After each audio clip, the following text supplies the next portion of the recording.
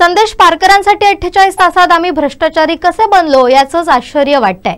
या निवडणुकीचा केंद्रबिंदू मी नाही, 3 डिसेंबर नंतर काय ते बोलू असं स्पष्ट शब्दात नितेश राणेंनी सांगितलंय। मला आश्चर्य एवढंच वाटतं की संदेश पारकर जींसाठी मी 48 तासामध्ये भ्रष्टाचारी आणि भयभीत करणारा माणूस कसा झालो। 48 तासाअगोदर वाटलं नव्हतं का ते रवी चव्हाणजी, नितेश राणे आणि भारतीय जनता पक्ष हे भ्रष्टाचार करणारा पक्ष आहे।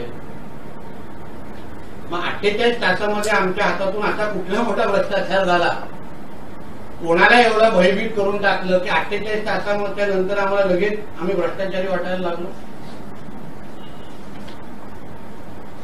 17 नोव्हेंबरच्या पूर्वी 48 तासांमध्ये त्याच्या आधी संदेश पारकर भाजपमध्येच प्रवेश करणार अशी चर्चा होती। मी परत सांगतो तुम्हाला, ही निवडणूक मी विकासावर लढवतोय।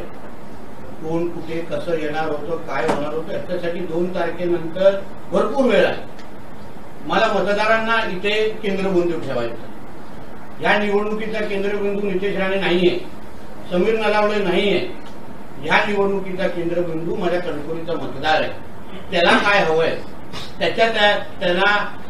त्यांच्या मुलांना या कणकवली शहरामध्ये कसं वाढवायचंय, कुठे शिकवायचंय, त्यांना त्यांचं भविष्य कसं घडवायचंय। इकडच्या माझ्या व्यापाऱ्यांना त्यांना इथे चांगल्या पद्धतीने व्यापार करून चांगल्या पद्धतीने आपला नफा कसा वाढवू शकतो, ह्यासाठी ही निवडणूक आहे। उद्या प्रकल्प इथे आणून आमच्या कणकवलीला एक आदर्श शहर कसं बनवू शकतो, ह्यासाठी ही निवडणूक आहे आणि मी त्यासाठी लढवतोय, बाकी कशासाठी लढवत नाही। बाकी सगळ्या जे काय बोलायचं आहे, सगळ्यांना जे काय आमच्यावर आरोप प्रत्यारोप जे काय चिखलफेक करून दे, शेवटी आम्ही नारायण राणे साहेबांच्या तालमीत तयार झालेले कार्यकर्ते आहेत।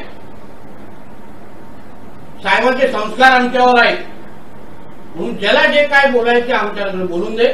आम्ही सगळेजण आम्ही संयम ठेवणार, आम्ही विकासावरच बोलणार आणि मग 3 तारखेनंतर तुम्हाला काय बोललो, मी पालकमंत्री 4 तारखेला पण आहे, हे लक्षात असू।